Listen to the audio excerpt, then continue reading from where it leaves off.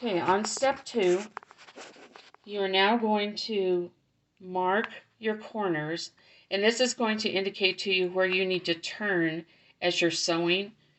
So on your main pattern, I've made a template so that all you need to do is take a pencil and put it through the holes in the corners, and then when you remove this, you'll do that for all the corners, you will have an indicator of where you need to turn as you're sewing.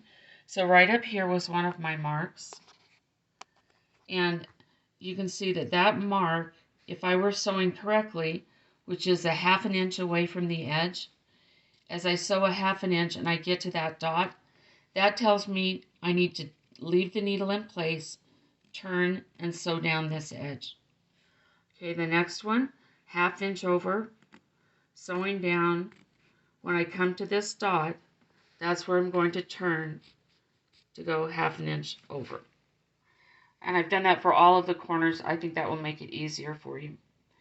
After you've sewn the corners, then you remember you go back and you trim off the corner edge, but do not go through your sewing. There's my sewing line right there where the dot is. So I want to be close to it, but I don't want to go through it. Okay. On the interior corners, make sure that you cut right towards the material with just the tip of your scissors and get quite close. So on this one, you can see that I'm really close to the stitching line. Okay, do that for all of your corners. And then you're going to turn your project right side out.